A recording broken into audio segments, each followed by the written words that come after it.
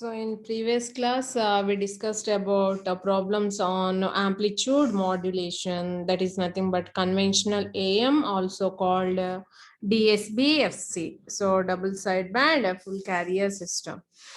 Okay, so in previous two classes, we discussed about the problems on this conventional AM. Okay.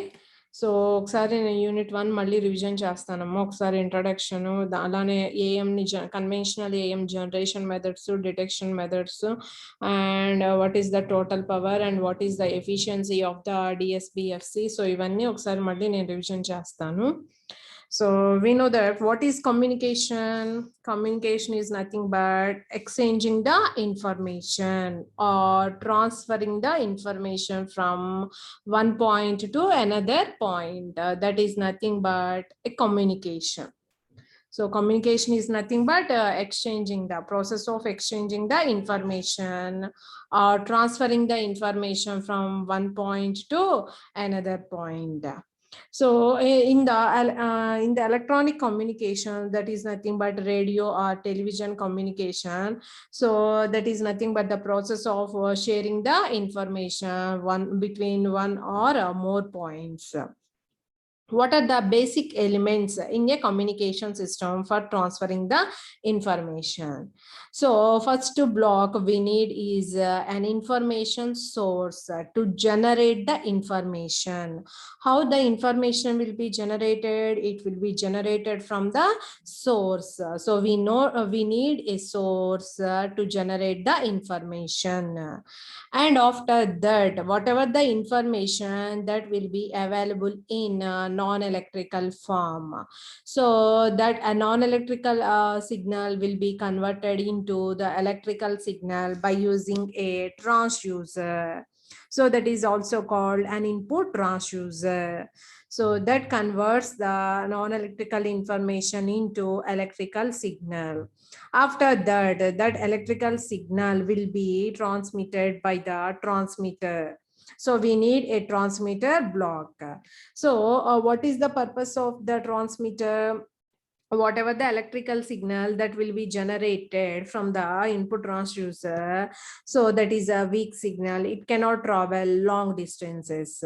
So if you want to increase the range of communication, so you need to do modulation. That modulation process will be done at the transmitter, and after that the modulated signal will be transmitted by the transmitting antenna. So we need a transmitter, and after that the modulated signal will transmitted through a communication channel. So if we want to transmit the modulated signal, so we need a channel. So that is also called medium. So we need a communication channel or medium, and that signal will be received by the receiving antenna. So that received signal contains both the carrier information and message information.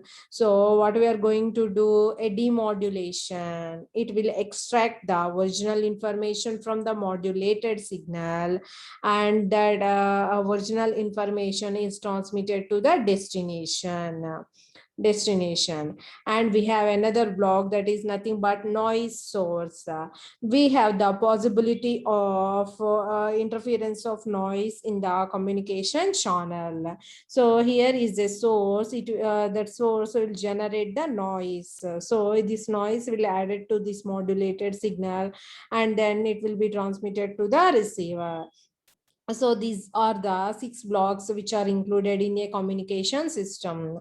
So that is a source, transmitter, communication channel, or receiver, and destination, and we have the noise source. So what is the main objective of this communication system? To transmit the information signal from source to the destination with the minimum noise or minimum distortion, so that we can produce the accurate output at the receiver end. So this is the main objective of the communication system. So what is the main objective in a communication system? Transferring the information from source to destination with a minimum distortion and a minimum noise, so that to produce the output accurate, very accurate at the receiver end. So these are the blocks which are included in a communication system. So see this, we need an information source. The information signal, it will comes from this source, which is the function, continuous function of that time. And whatever the signal that will be generated, that is in non-electrical form. So we need a transducer that converts the non-electrical signal into electrical signal. So that is the block which is included in the transmitter. Okay, so we have in most of the transmitter we have built-in amplifier circuits. These amplifier circuits amplify the weak signals or incoming signals before the transmission. And communication channel, it is nothing but a medium. The electrical signal is transmitted through this medium from one point to another point. So it may be that medium may be wired or wireless. If it is wired, we have to use cables like coaxial cables, optical fiber cables. So if it is wireless, it will pass it through the space or atmosphere. And next we have the noise block. So during the passage of the signal through the channel, so undesired signals will be interrupted, the desired signal. So that noise will cause the interference of the desired signal. So it will produce another unwanted signal. So that noise, it will generated, that may be man-made noise, or it will be generated from the natural resources. Okay, so natural resources is nothing but storms, uh, like light, fluorescent lights, and electric motors. వీటి వల్ల generate అయ్యే noise ని మనం natural noise అంటాము. It will be generated from the natural resources, so we cannot control also. Okay, so this is the main problem. So but it cannot be completely eliminated. So we have some techniques to minimize this noise or distortion. And receiver, so receiver is nothing but interconnection of some electronic circuit. It will be designed to convert the received modulated signal and get back to the original information. It consists of amplifier blocks and detector blocks and oscillator, and we have output transducer also. Output transducer converts the incoming electrical signal into non-electrical signal. Okay, and in transmitter we have the modulation block. Whatever the signal, information signal that will be generated from the source, that is weak signal, it cannot travel longer distances. So if you want to increase the range of communication, what we have to do, we have to do modulation. So modulation is nothing but we are taking a high frequency carrier. The carrier carries the message information from one point to another point. That is nothing but modulation. Here the carrier changes the characteristics of the signal. The carrier characteristics will be changed with respect to the message. Okay, so if the amplitude of the carrier will be varied with respect to the amplitude of the message, so that is called amplitude modulation. So after the modulation, that will be called as modulated signal. Modulated signal. So information signal anna, baseband signal anna, modulating signal anna, message signal anna, same. After the modulation, what we will get at the output, that will be called as modulated signal. So depending on the modulation, we can classify these signals into, we can classify this modulation into two types, continuous wave modulation and pulse modulation.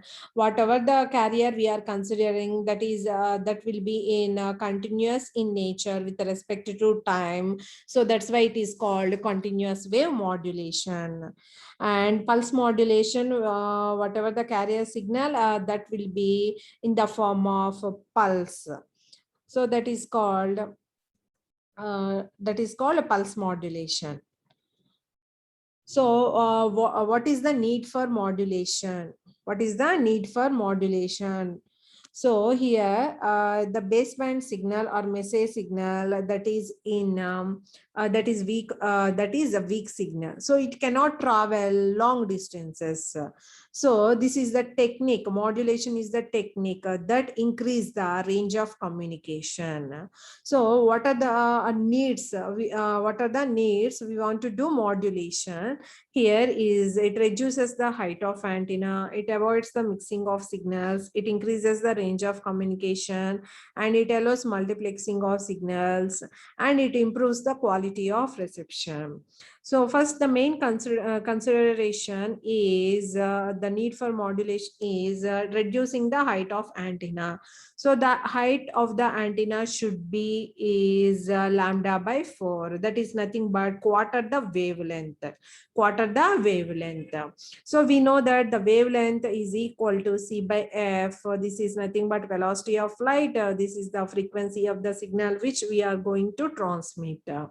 If the frequency of the signal is very high, for example, here we are considering two cases. If the frequency is equal to 15 kilohertz and if the frequency is equal to 1 megahertz, here we are calculating the height of the antenna. See here, if the frequency is equal to 15 kilohertz, what is the height of the antenna? 5000 meters. And if the frequency is 1 megahertz, the height of the antenna is 75 meters. So here the practically 5000 meter antenna is impossible. So here we increase the, if we increase the carrier frequency, so that the height of the antenna will reduce. Okay, so why we are choosing the high frequency carrier? That means the height of the antenna will be reduced.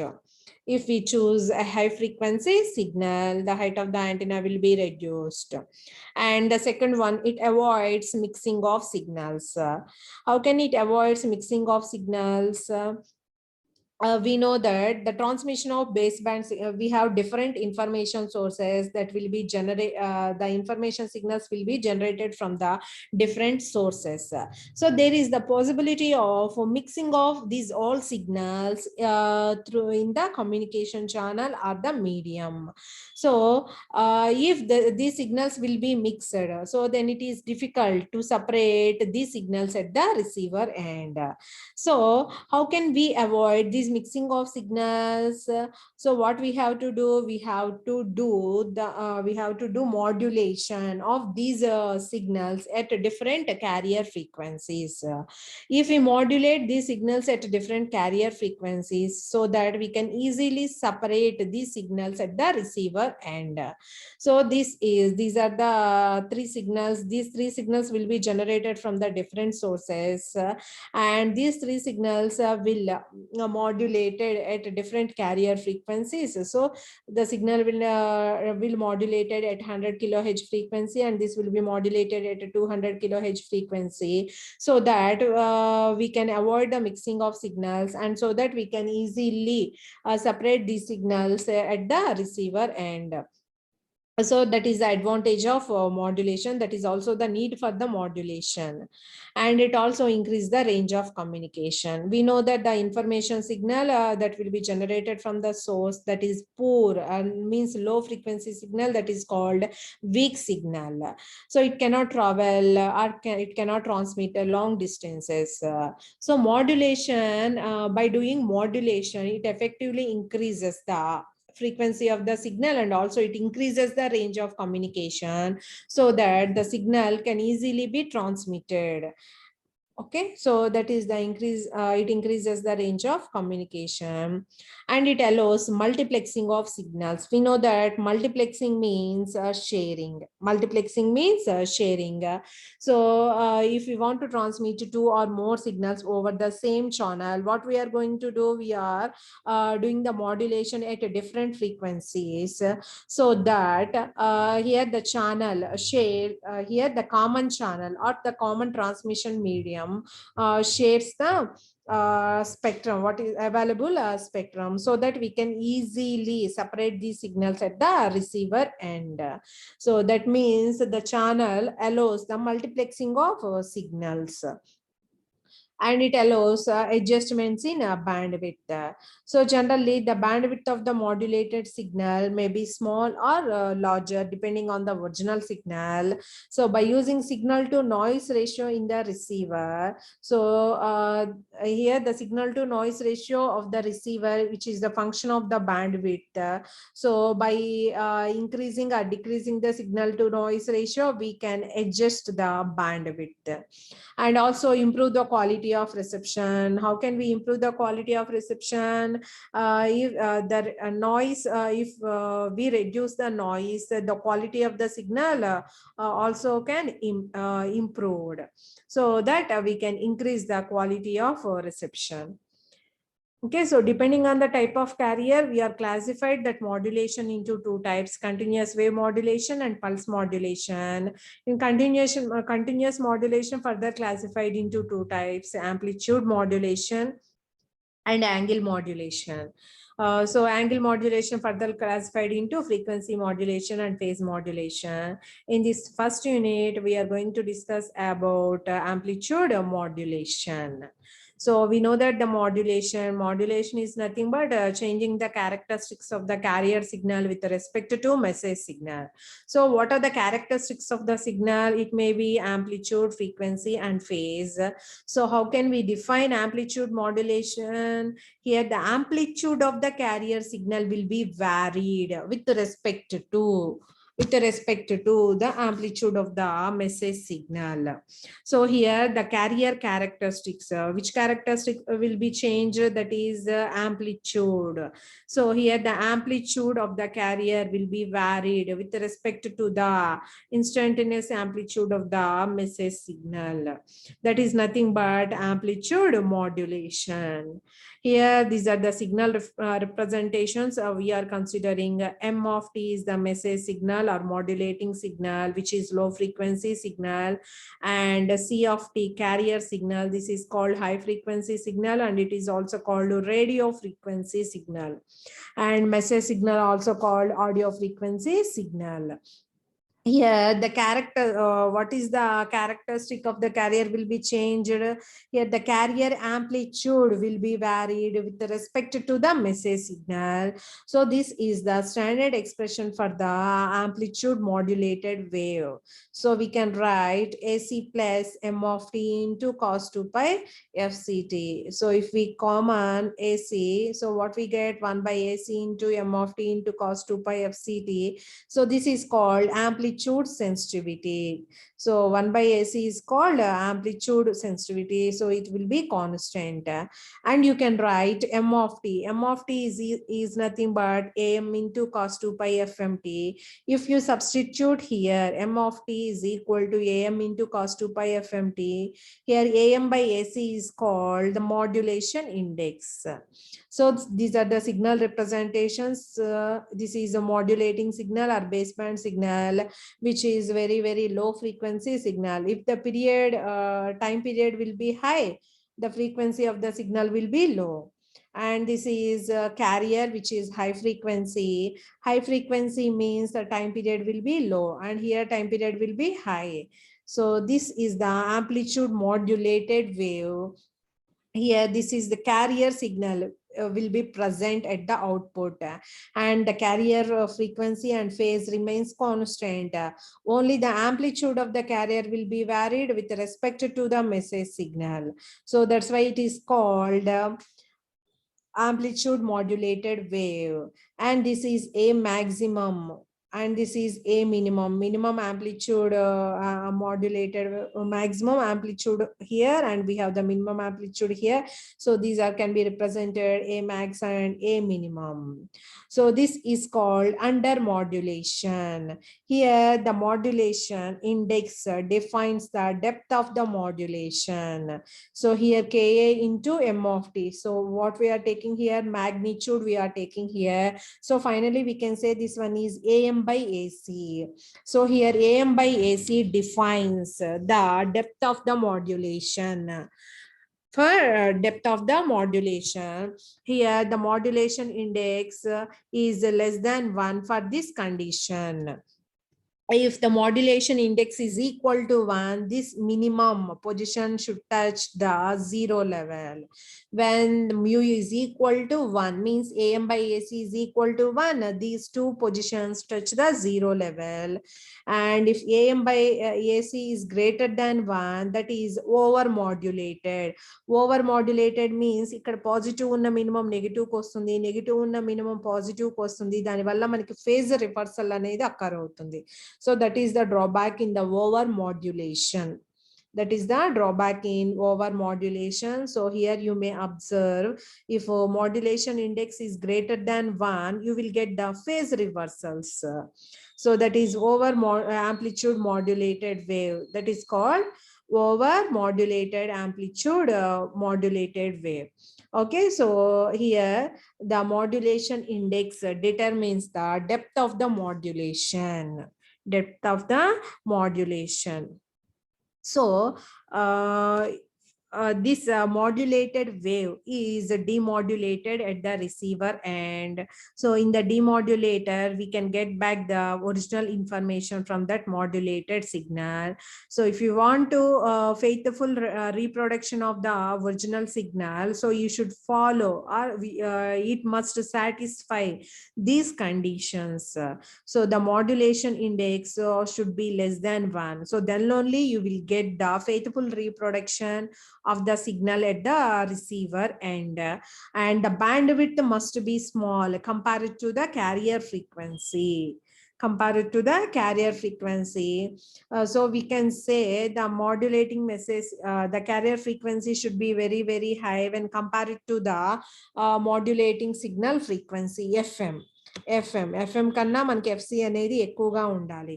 So then only, so it will reproduce the faithfully reproduce the signal at the receiver end. Okay, so for faithful reproduction or recovery of the original signal at the receiver end, the modulation index should be less than 1, and bandwidth will be very much less than the carrier frequency. Okay, so that is the theoretical analysis of the amplitude modulation and amplitude modulated wave. And this is the modulation index.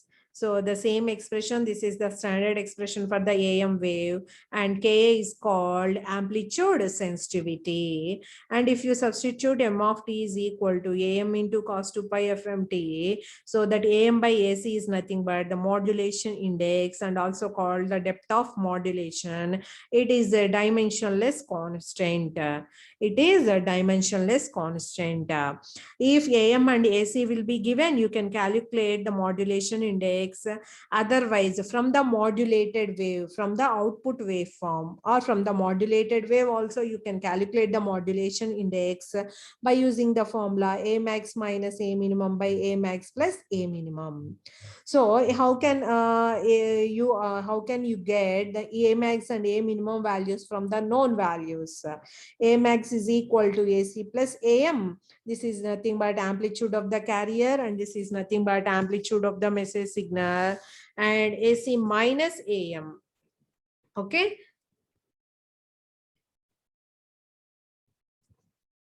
So if mu is greater than 1, modulation index will be greater than 1, we have the problem of phase reversal, that is also called envelope distortion. So we get the envelope distortion at the receiver end if mu is greater than 1. If the modulation index is greater than 1, so we have the envelope distortion at the receiver end. And మనం previous గా మనం ఏం చూసాము, time domain analysis చూసాము. We can better analyze the signal in frequency domain rather in time domain. Okay, so how can we represent the modulated signal in a frequency domain? So from the standard expression, if you expand, what is the standard expression? AC into 1 plus mu cos 2 pi FMT into cos 2 pi FC CT. So దాన్ని multiply చేసి expand చేస్తే, so this is the time domain representation of the signal. So if you expand this one, what is the time domain representation here? So this is in the form of cos A cos B. So you can write 1 by 2 into cos of A plus B plus cos of A minus B, you can write by using the formula. So this is the time domain representation of the signal. So you may observe what we have at the output.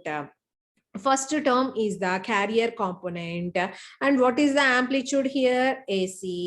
And second and third term represents side bands. And what are the amplitudes of the side bands? Mu AC by 2. So mu AC by 2, these are the amplitudes of the side bands which are in time domain. So if you want to convert this time domain signal into frequency domain to calculate the bandwidth or to draw the frequency spectrum, apply Fourier transform on both sides. So if you apply Fourier transform on both sides, we can get the frequency domain signal in terms of impulse functions. In terms of impulse functions, so these are the formulas. So you can write f minus fc and f plus fc, and you can write f minus of fc plus fm, f plus of fc plus fm, and 1 by 2 you have to write. So this is the frequency domain representation of the amplitude modulated wave, so that you can easily draw the spectrum from this expression. In first component, we have two frequencies, plus fc and minus fc. So this is plus fc and minus fc. This is fc and this is minus fc. And here in frequency domain, what is the amplitude? AC by 2. And we have the two side bands and their amplitudes also represented in this figure. And from this, this is called two-sided spectrum of spectrum of amplitude modulated wave. And what is the bandwidth here? 2 FM. So what is the bandwidth of the conventional AM? Twice the message signal frequency, or you can say always the bandwidth of conventional AM will be equal to twice the highest frequency component in the message signal. Twice the highest frequency component in the message signal or modulating signal. So these are the impulses, and this is continuous spectrum. You may represent also like this. Okay, so this is the discrete spectrum and this is a continuous spectrum of the signal. Okay, so from this spectrum, you can say what is the amplitude of the carrier AC and what is the amplitudes of the sidebands. We have mu AC by 2. Mu AC by 2. So in time domain, you have to consider the amplitude. Okay, so this is the frequency domain representation of the amplitude modulated wave. Okay, so this is also called single tone frequency modulation. Single tone frequency modulation is nothing but if the modulating signal contains the single frequency component.